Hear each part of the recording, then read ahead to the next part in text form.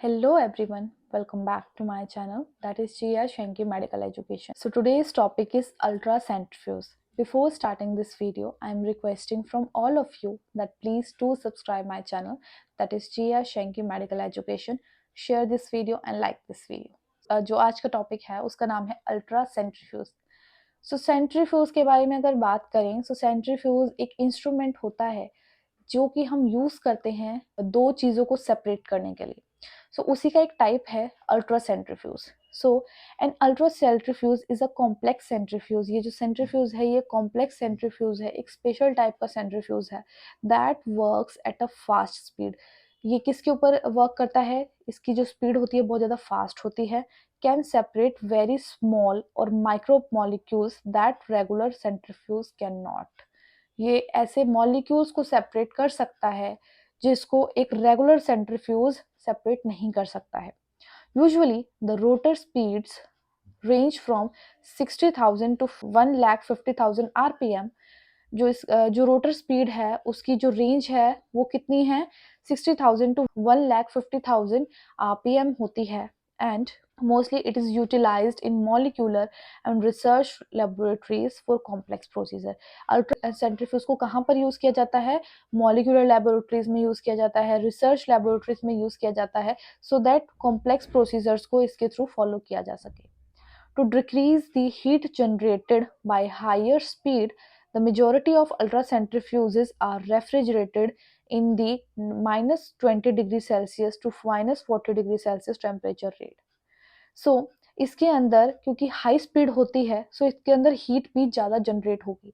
सो उस हीट को डिक्रीज करने के लिए इसका जो टेम्परेचर होता है इसके अंदर रेफ्रिजरेटर को लगाया जाता है सो दैट इसके अंदर टेम्परेचर मेंटेन रह सके minus 20 degree Celsius to minus 40 degree Celsius तक.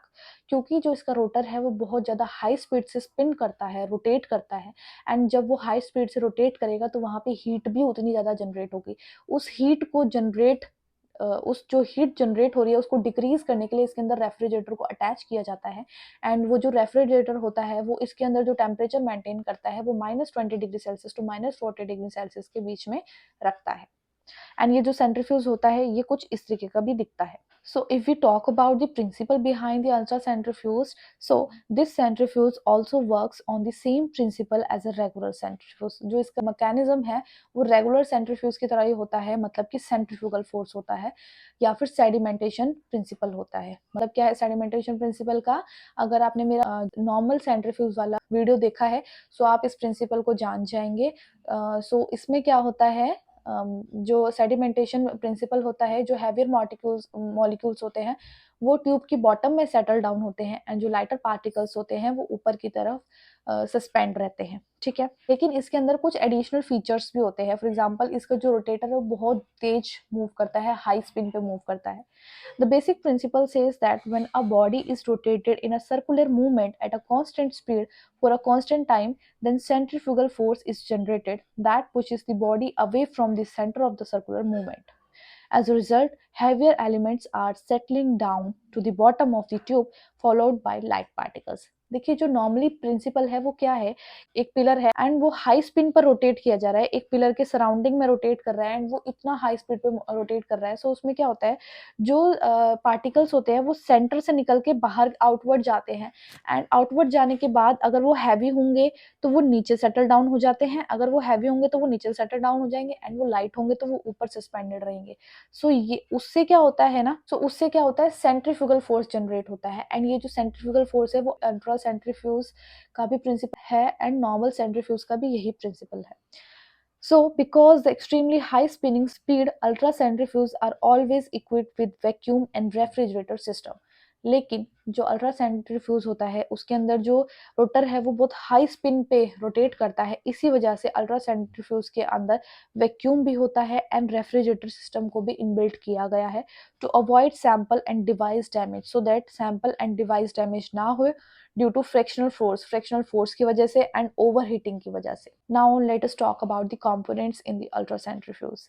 सो इसके अंदर रोटेटर होता है. Ultra centrifuge use all three types of rotator. इसके अंदर तीन तरीके के रोटेटर्स होते हैं, दैट इज वर्टिकल रोटेटर होता है. तीन तरीके के रोटेटर्स को यूज करते हैं. Vertical, swing bucket rotator and fixed angle rotator होता है.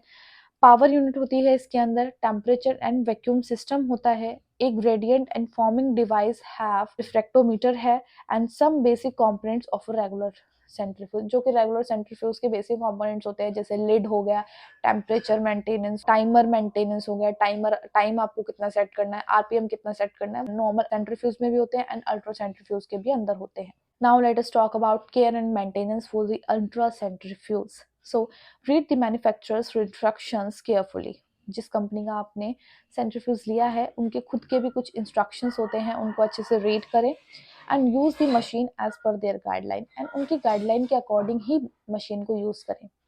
Placing a centrifuge on a firm level bench out of direct sunlight, जो इंस्ट्रूमेंट है उसको फर्म लेवल बेंच पे रखना चाहिए है, डायरेक्ट सनलाइट पे ना पड़े उसके ऊपर.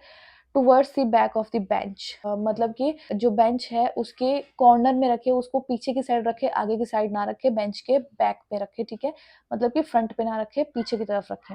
Leave the clear and empty area of 30 centimetre around the centrifuge machine, centrifuge machine के आसपास कम से कम 30 सेंटीमीटर तक कुछ भी ना रखें. Always close the centrifuge lid before turning it on, centrifuge को ऑन करने से पहले उसका लिड हमेशा क्लोज करें. Always balance the tubes that are being centrifuged, जो भी ट्यूब्स आप यूज़ करने वाले हैं सेंट्रीफ्यूज के लिए उनको बैलेंस जरूर करें.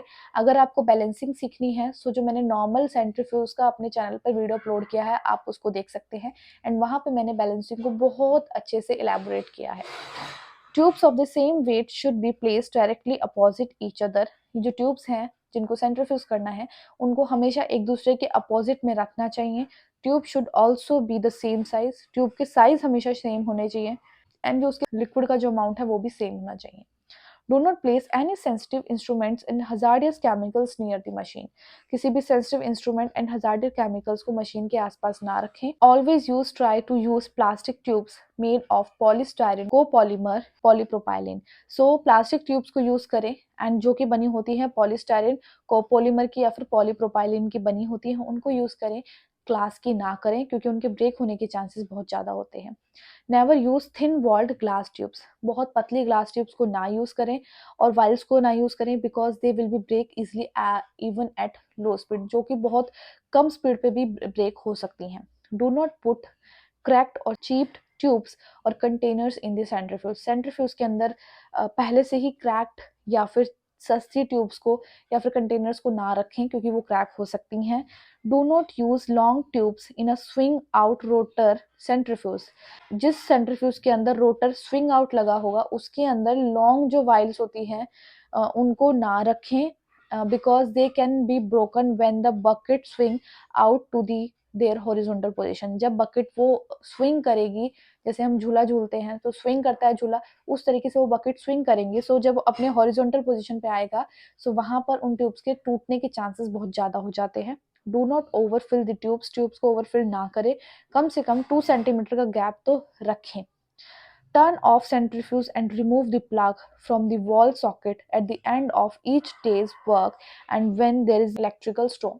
So जब आपको सेंट्रीफ्यूज नहीं करना है, जब आपका डे खत्म हो गया है, घर जाने का टाइम आ गया है, तब इंस्ट्रूमेंट का जो प्लग है ऑफ कर दें एंड जो प्लग है उसको बाहर निकाल दें. If any tube or container breaks down while centrifugation, कोई भी ट्यूब या कंटेनर सेंट्रीफ्यूगेशन के दौरान ब्रेक हो जाता है, do not open the machine immediately, machine को तभी के तभी इमीडिएटली ओपन ना करें क्योंकि वो चीज़ उछल के आपकी आंखों में आ सकती है, फ्लूइड आपकी आंखों में आ सकता है and it will be very hazardous for you. Wait at least half an hour so that all aerosols will settle down.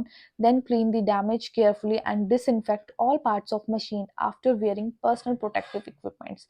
So अगर कुछ भी ब्रेक होता है तो कम से कम 30 मिनट का वेट लें सो दैट जितने एयर सोल्स हैं वो सेटल डाउन हो जाएं. ठीक है, वो एकदम से खोलते ही इनहेलेशन करते हैं, जब आप सांस लेते हैं वो आपके अंदर ना जाएं. ठीक है, एंड मशीन को अच्छे से साफ करें, डिसइंफेक्ट करें सभी पार्ट्स को एंड प्रोटेक्टिव इक्विपमेंट्स को पहनने के बाद. उसके बाद every week clean the machine, हर हफ्ते आपको मशीन को क्लीन करना चाहिए, ट्यूब होल्डर्स को क्लीन करना चाहिए. Quarterly check the metal parts of the machine and lubricate, and जितने भी मेटल पार्ट्स हैं मशीन के उनको चेक करना चाहिए, उनको लुब्रिकेट देना चाहिए. Do not use corrosive cleaning fluids, किसी भी तरीके का फ्लूइड नहीं यूज करना चाहिए ऐसा जो कि कोरोसिव दे, जिसकी वजह से जंग लगे, पर्टिकुलरली अल्कलाइन सोल्यूशंस को तो बिल्कुल भी नहीं यूज करना चाहिए. Then there are some applications for this centrifuge in biology. They are used to separate cell organelles such as mitochondria, ribosomes and even viruses. Biology के अंदर इसको यूज किया जाता है सेल के ऑर्गेनेल्स को सेपरेट करने के लिए. For example mitochondria, ribosomes and viruses.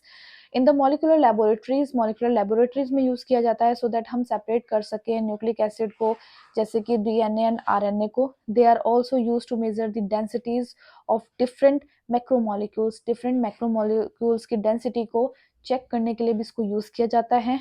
It enables the purification of variety of biological crude extract. जितने भी biological crude extract होते हैं उनकी purification को भी चेक करने के लिए इसको यूज किया जाता है. So guys, that was it for this video. If you like this video, understood this video, then please do subscribe my channel. That is Chia Shengi Medical Education. Support this video and please do support women empowerment. Thank you very much.